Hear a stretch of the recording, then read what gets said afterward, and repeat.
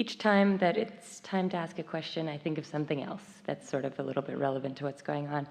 And what I was thinking of all day was not what I was thinking of when you picked me, so I'm going to say what you picked me for. It's co-creation at its best, really. Exactly, so I'm going with Your it. mind's moving along with us, isn't it? I'm going to not micromanage it. What I was really asking and feeling was, can you put negative things in your vortex? Well, yes, but we want to explain why.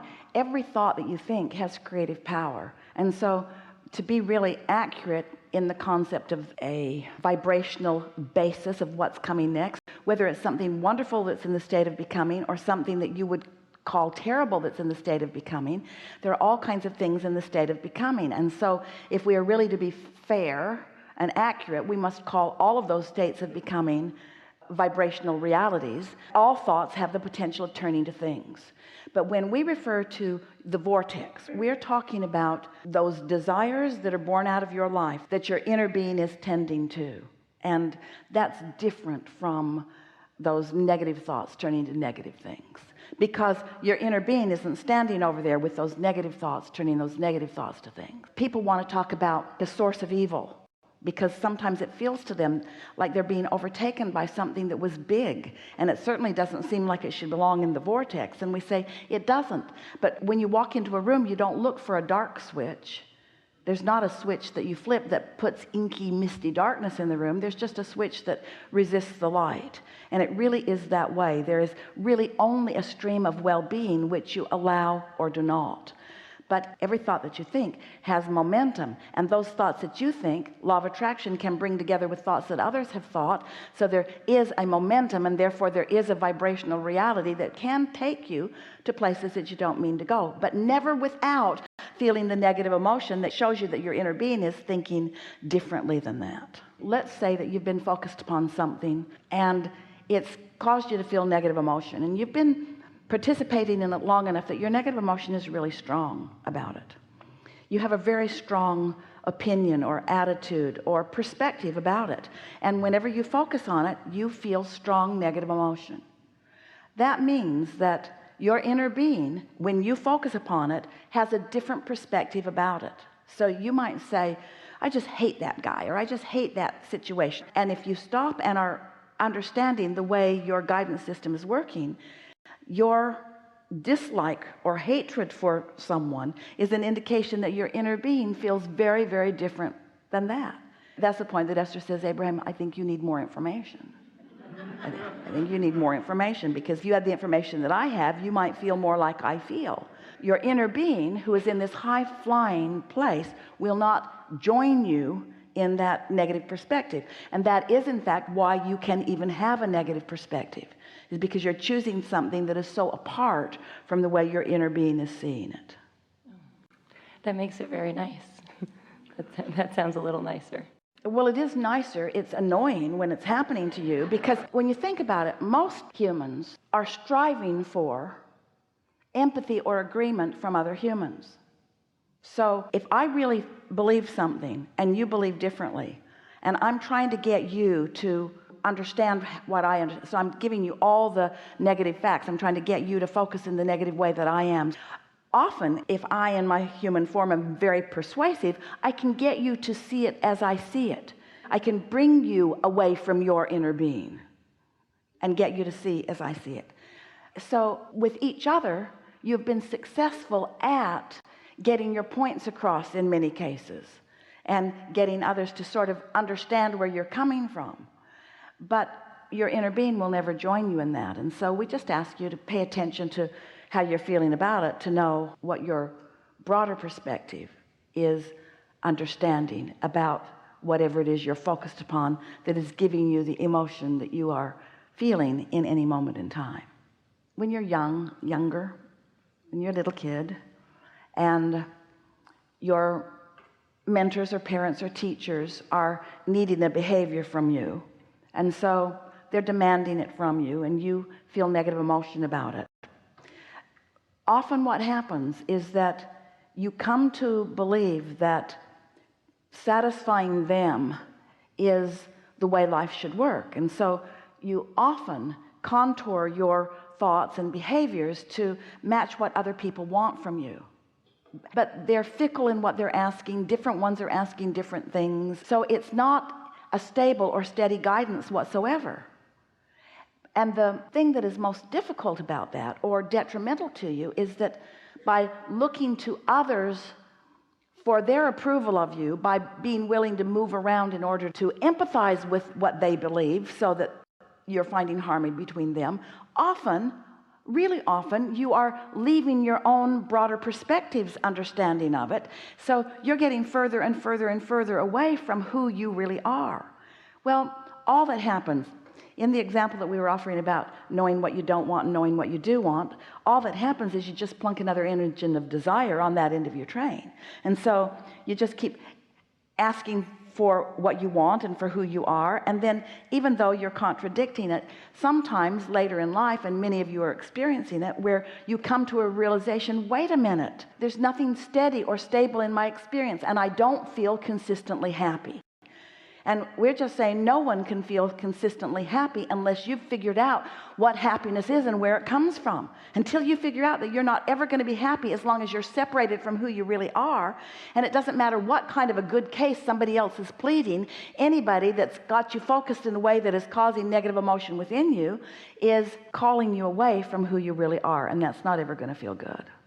Sometimes people worry when they listen to us for a while. They say, Abraham, you teach selfishness. We say, yes, we do.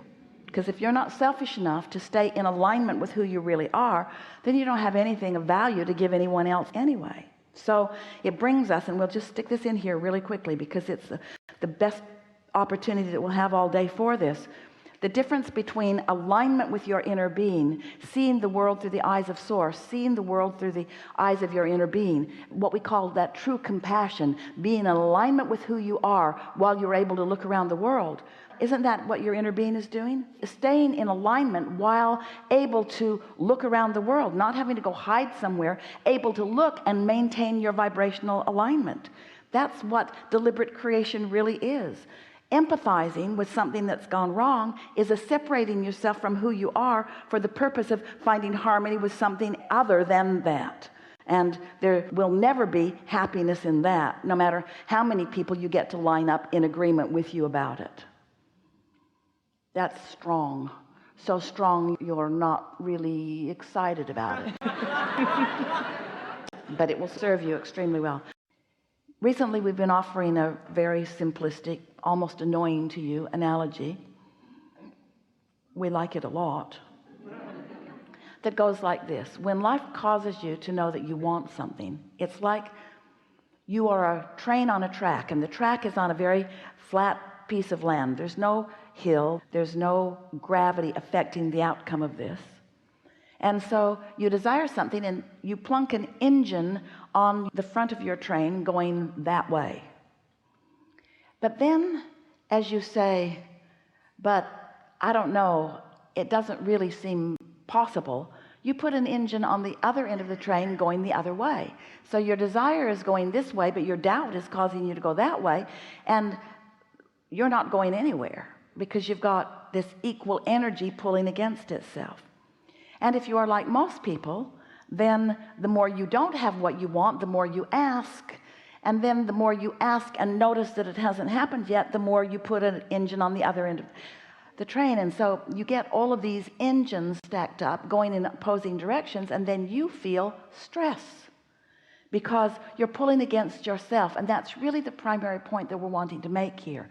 Only you can pull against yourself. You're pulling against yourself only. There are no other forces preventing you or hindering you or working against you. It's just your thoughts and what they are doing to you. So we're eager to talk with you about anything that is important to you. We want you to come to know the power of the source within you. We want you today to get a true sense of how your desires are culminated in a vibrational reality, and that there is a powerful pulling of you toward them. And the reason for that is because in the same way that law of attraction is responding to the thoughts that you think, law of attraction is responding to the thoughts that the source within you thinks too. The thoughts that your inner being thinks about you cause a very strong, a very powerful point of attraction, which You could call inspiration. We call it your calling. You're being called to the allowing of the fulfilling of all that you have been asking for. And that's a very powerful calling. You are being called into this physical body, and you're being called from the moment you were in this physical body. Is a very powerful calling. And you know the reason we're telling you that in this strong way, a very powerful calling, very, very powerful calling, source energy calling on your behalf, calling you home to who you really are.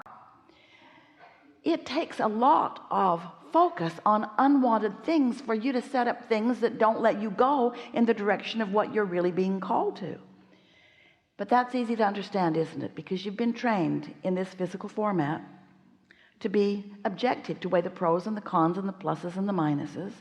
And we know, someone at dinner the other night was asking, why do we as humans, this person said, why do we as humans seem to so easily gravitate toward complaining or toward our awareness of what's not working out? And they were speculating about it. And Esther said, I think it's because we innately understand that we are supposed to feel good, and we innately deep down understand that things are working out for us, and that things are supposed to be good for us, and that we are good people. And when something is going wrong, it feels like an explanation is in order. It feels like a justification or a defense or a rationalization. In other words, it feels like somebody needs to call somebody and tell somebody about something that isn't going well for me, because something, it should be going well. Why isn't it? Why isn't it? Why isn't it? Well, maybe it's because of this or this or this, or them or that, or them or that. And so today it is our desire that as we are chewing together, that you will get a sense of the value of you leaning a little more in the direction of what you want and a little less in the direction of what you don't want. We want to awaken within you your own guidance system. We want to convince you that you are a vibrational being. We want you to understand that your inner being exists, and that your inner being is aware of you, not just mildly aware of you, and not just generally aware of you, but intimately and accurately aware of where you stand right here and now in relationship to who you've become. Your inner being is not just phoning it in. Your inner being is there with you all day of your conscious awareness. And that is the reason that you could ever feel either positive or negative emotion. In fact, the very negative emotion that you sometimes feel is your evidence that your inner being feels differently about whatever it is you're thinking about when your negative emotion is present. And so stopping and just pondering, wondering, I wonder what my inner being thinks about this, because clearly it is different than what I'm thinking because of the way I'm feeling. Ooh, wouldn't it be nice if you could leave here understanding your guidance system? And wouldn't it be nice if you could utilize it and not use it to beat yourself over the head with like a club? Wouldn't it be nice if you could accept negative emotion as a good thing, not a bad thing? So we have 5 steps in this deliberate creating process so far. You keep demanding another, but here's where we're at. Step 1 is that life causes you to ask. You can't stop doing that. Don't try. Step 2 is not your work. Source answers what you've asked for and causes a vibrational reality not only to form, but to increase, to improve, to become more powerful. When you ask, it is given big time. Step 3 is you got to find a way to be a vibrational match to what you're asking for, which means you can't keep beating the drum of why you need it or how important it is or how much you want it because you don't have it. You've got to start thinking about what you want and why you want it. You have to begin seeing it as it already is. That's step 3. We call it the allowing mode, or more recently, the receiving mode. And step 4 is just getting really good at step 3. That sounds silly, but it's easy to stumble into step 3. You can be focused on something and feel pretty happy and be in the receiving mode, and something good will happen. And then you come to your senses and remember how much your life sucked. So you don't stay there. But when you are really, really good at knowing how you feel and you are feeling on purpose, then you maintain that receiving mode. You're consistent in it. And then step 5 is being back in step 1 and not being mad at yourself. Step 5 is understanding the purpose and the value of contrast.